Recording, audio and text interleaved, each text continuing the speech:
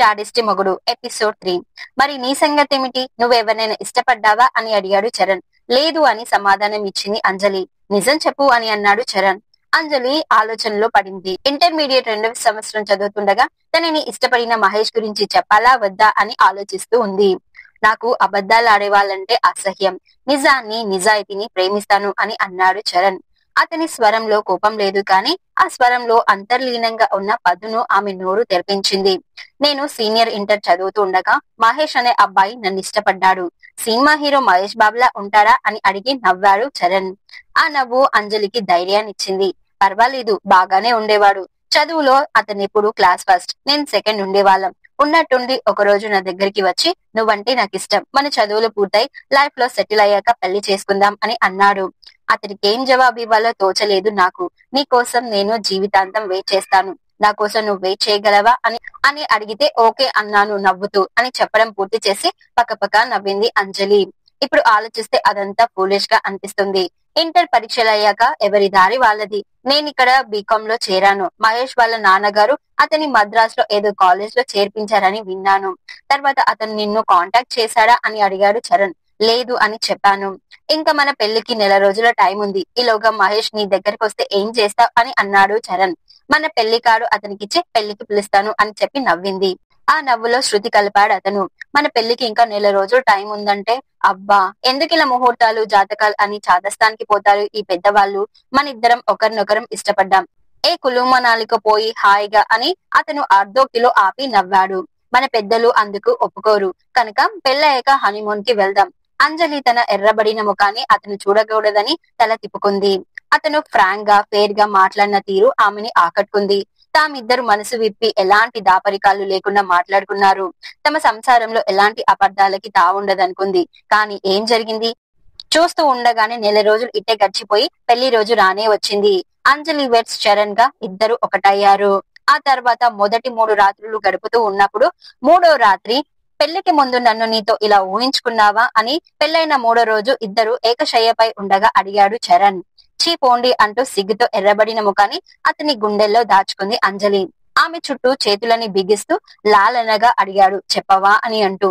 ఊ అని అతి కష్టం మీద సిగ్గు తెరలని అవతలకి నెడుతూ అంది అంజలి. మరి మహేష్ తో ఊహించుకోలేదా అని అన్నాడు. ఆ మాటతో అదిరిపడింది అంజలి.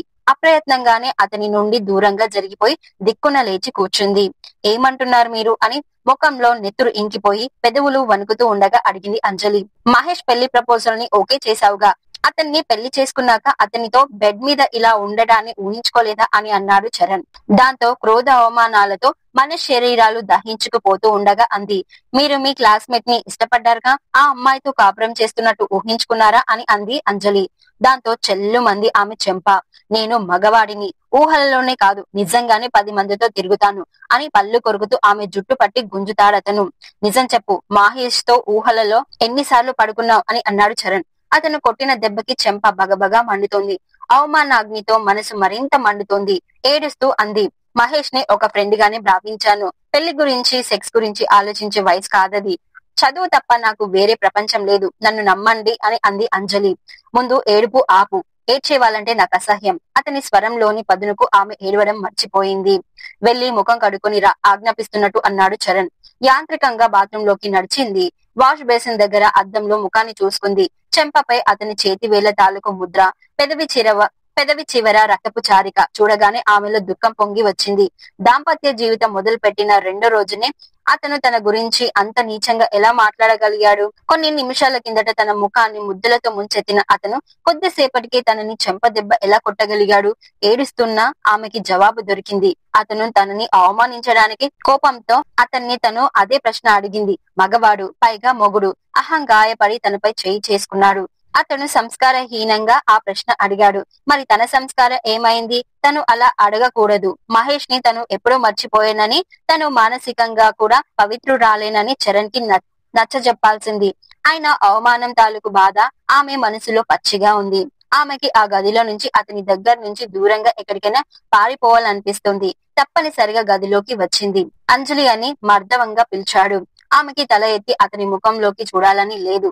నేను నిన్ను అవమానించాను, కొట్టాను, నన్ను క్షమించు అని అతని స్వరంలో పశ్చాత్తాపం, దుఃఖం కనిపించాయి. ఆమె కరిగిపోయింది. అదేమిటండి, మీరు నన్ను క్షమాపణ అడగడం ఏంటి? నేనే మిమ్మల్ని క్షమాపణ అడగాలి. నేను మీతో అలా మాట్లాడి ఉండకూడదు అని అంది అంజలి. మన మధ్య ఎప్పుడు మళ్ళీ ఈ ప్రస్తావన రాకూడదు. అతను ఆమెను దగ్గరికి తీసుకున్నాడు. ఆమె అతని కౌగిల్లో ఒదిగిపోయింది. ఇక ఆ తర్వాత కొంతకాలానికి అంజలి, త్వరగా తయారవ్వు, బయటికి వెళ్దాం అని ఒక రోజు సాయంకాలం ఇంటికి వస్తూనే హడావిడి పెట్టాడు చరణ్. ఎక్కడికి అని అతనికి కాఫీ అందిస్తూ అడిగింది అంజలి. నా ఫ్రెండ్ రామ్ అని ఒకతను చార్టెడ్ అకౌంటెంట్, అతని కొడుకు బర్త్డే పార్టీ ఉంది అని అన్నాడు చరణ్. సరే అని వంటింట్లోకి వెళ్లి తను కూడా కాఫీ తెచ్చుకుంది. అన్నట్టు నీ మహేష్ కూడా పార్టీకి వస్తాడేమో. అతను ఇంటర్లో కామర్స్ తీసుకున్నాడన్నావుగా, బీకాం చేసి సీఏ చేశాడేమో. ఏమో, ఈ ఊళ్ళోనే ఉండి ఉండొచ్చు. అతను నా ఫ్రెండ్ కి ఫ్రెండ్ అయి ఉండొచ్చు అని అన్నాడు. అంజలి ముఖం వివర్ణమైపోయింది. అయితే నేను పార్టీకి రాను అని అంది. ఏం, మహేష్ ని చూస్తే తట్టుకోలేవా అని అన్నాడు చరణ్. ఆమె హఠాత్తుగా అతని పాదాల దగ్గర కూలబడి అతని పాదాలని 2 చేతులతో పట్టుకుంది. నన్ను నమ్మరా, అతన్ని నేనెప్పుడూ మర్చిపోయాను అని అంది ఏడుస్తూ. అరే, ఇప్పుడు నేనేమన్నానని? ఆయన రాజుని చూసిన కళ్ళతో మొగుణ్ణి చూస్తే మొత్తబుద్ధి అవుతుంది అనే సామెత ఉండనే ఉంది కదా. మహేష్ ని చూసిన కళ్ళతో నన్ను చూస్తే ఏవకింపు కలుగుతుందేమో అని వంకరిగా నవ్వాడు చరణ్. నేనేం చేస్తే నాపై మీకు నమ్మకం కలుగుతుంది అని హృదయ విదారకరంగా ఏడుస్తుంది అంజలి. ఏడ్చే వాళ్ళంటే నాకు అసహ్యం అని చెప్పానా లేదా? ఏడుపు ఆపు అని కసిరాడు చరణ్. నేను పార్టీకి రాను, ఇవాళే కాదు ఎప్పుడు ఎక్కడికి రాను అని వెక్కుతూ అంది అంజలి. వచ్చి తీరాలి అని శాసిస్తున్నట్టు అన్నాడు చరణ్. అంజలి బాత్రూమ్ లోకి వెళ్లిపోయింది. ఆమెకి అతనితో బయటికి వెళ్లాలని లేదు. తను రానంటే ఎంత గొడవ చేస్తాడో తెలుసు. స్నానం చేసి వచ్చి బీరువాల నుంచి చేతికి అందిన చీర తీసి కట్టుకుంది. ఇదేం చీర, నా పక్కన పని మనిషిలా ఉంటావు అని ఆమె కట్టుకున్న చీరని చూసి ముఖం చిట్లించాడు చరణ్. అతనే బీరువా తెరిచి ఒక చీర సెలెక్ట్ చేశాడు. ఈ చీర కట్టుకొని డైమండ్ సెట్ పెట్టుకో అని చెప్పి బాత్రూమ్ లోకి వెళ్లాడు. అంజలి అతను కట్టుకోమన్న చీర కట్టుకుని నిరాసక్తంగా అలంకరించుకుంటుంది. ఆమెకి చరణ్ మనస్తత్వం బాగా అర్థమైంది. అతని భార్య అందంగా ఉండాలి, అతని హోదాకి తగ్గట్టు చీరలు నగలతో అలంకరించుకోవాలి. కానీ ఆమెకి మనసు అనేది ఉండకూడదు. మాటలతో మనసుని ముక్కలు చేస్తాడు. మరో గంట తర్వాత షాపింగ్ కి తీసుకెళ్లి చీరలు నగలు కొంటాడు. అతను మనసుకి చేసిన గాయాలు సలుపుతూ ఉంటే అతను కొన్న చీరలు నగలు ధరిస్తే శవానికి అలంకారం చేసినట్టు అనిపిస్తూ ఉంది. ఆమెకి పెళ్లైన కొద్ది రోజుల్లోనే ఎందుకీ పెళ్లి చేసుకున్నానా అనే విరక్తి కలిగింది. అతనితో కలిసి ఉండాలని లేదు, అలాగని తెగించి వివాహ బంధాన్ని ముక్కలు చేసుకోలేదు. అనుక్షణం చస్తూ బతుకుతున్న ఆమెకి తను చేసిన తప్పేమిటో ఇప్పటికీ అర్థం కావడం లేదు. 17 ఏళ్ల వయసులో మహేష్ తన ముందుంచిన ప్రపోజల్ విషయాన్ని అతనితో చెప్పడమే తను చేసిన తప్ప. ఆమె కళ్ళు మాటి మాటికి తడవుతున్నాయి. లోకం దృష్టిలో తనెంతో అదృష్టవంతురాలు, కానీ తనెంత దురదృష్టవంతురాలో తనకే తెలుసు. అంజలి అని చరణ్ బిగ్గరగా పిలిచాడు.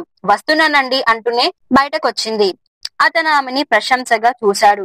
కారు తాళాన్ని అందుకుంటూ పద అని అన్నాడు. బలికి తీసుకువెళ్తున్న మేకపిల్లల ఆమె అతన్ని అనుసరించింది. తను నా మిస్సెస్ అంజలి అని పరిచయం చేశాడు చరణ్. కొన్ని జతల కళ్ళు ఆమెని ప్రశంసగా చూశాయి.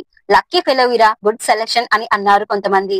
Selection of the dress, selection of the wife, 2 మగవాడి జీవితంలో 2 ఆర్ట్స్ అంటారు. నిన్ను చూస్తే ఆ 2 నిజమనిపిస్తుంది. ప్రశంసల వర్షంతో తడిసి ముద్దవుతూ థ్యాంక్ యూ గాయ్స్ అన్నాడు చరణ్. అతని స్వరంలో గర్వం. అంజలికి తన ఫ్రెండ్స్ ని పరిచయం చేశాడు. ఆమె చిరునవ్వుతో అందరికీ నమస్కరించింది. ఖాళీగా ఉన్న టేబుల్ దగ్గర సెటిల్ అయ్యారు ఇద్దరు. చుట్టూ రకరకాల మనుషులు, రకరకాల వస్త్రధారణలు, పిల్లలు, కేరింతలు, ఆట పాటలొక పక్క. బర్త్డే పార్టీ కావడం వల్ల పిల్లలు చాలా మంది ఉన్నారు. వాళ్ళని ఎంటర్టైన్ చేయడానికి మ్యాజిక్ షో కూడా ఏర్పాటు చేశారు. అంజలి కూడా ఆసక్తిగా మ్యాజిక్ షో చూడసాగింది. ఉన్నట్టుండి చరణ్ తన భుజం మీద తట్టడంతో ఉలిక్కిపడి చూసింది. అదిగో, ఆ లైట్ బ్లూ షర్ట్ లో ఉన్న తను నిన్నే చూస్తూ ఉన్నాడు అని అన్నాడు అతను. అంజలి అతను చూపించిన వైపు చూసింది. ఆ వ్యక్తి తదేకంగా తనని చూస్తూ ఉండడంతో ఇబ్బందిగా తల తిప్పుకుంది. చూసావా అని అన్నాడు. ఆ అని అంది అంజలి. అతను మహేషేనా అని అడిగాడు చరణ్. వేటగాడి బాణం దెబ్బకి నేల కూలిన పావురంలా చూసింది అంజలి. చెప్పు, వాడు మహేషేనా అని అన్నాడు చరణ్. నాకు తెలియదు అని అంది. నేను కనుక్కుంటాను అని చరణ్ల లేచి ఆ యువకుడి వైపు కదిలాడు. అంజలి ఆందోళనగా చూస్తోంది. అతను నిజంగా మహేష్ అయితే తన వైపు చూస్తున్నందుకు తననేమంటాడో అతన్నేమంటాడో అని ఆమె గుండె వేగం పెరిగిపోయింది. భయంగా అటే చూస్తూ ఉంది. చరణ్ నవ్వుతూ ఆ యువకుడితో కరచాలనం చేసి ఏదో అడుగుతూ ఉన్నాడు. అతను ఏదో చెబుతూ ఉన్నాడు. సరిగ్గా 2 నిమిషాల పాటు ఆ సంభాషణ జరిగింది. చరణ్ అతనితో కరచాలనం చేసి అంజలి దగ్గరకొచ్చాడు. అతని పేరు చంద్రశేఖర్ అట, సాఫ్ట్వేర్ ఇంజనీరింగ్ అట. నిన్ను కళ్ళప్పగించి చూస్తుంటే మహేష్ అనుకున్నాను. అయినా ఎలాంటి వాళ్ళనైనా చిత్తు చేసే అందం నీది. అతనే కాదు, చాలా మంది నేను అలాగే చూస్తూ ఉన్నారు, చుట్టూ చూస్తూ అని అన్నాడు చరణ్. అంజలి తల ఎత్తలేదు. అప్పటికి గండం గడిచినందుకు సంతోషించింది. మరి అంజలి జీవితం ఏమవుతుంది తెలుసుకోవాలంటే నెక్స్ట్ ఎపిసోడ్ చూడాల్సిందే.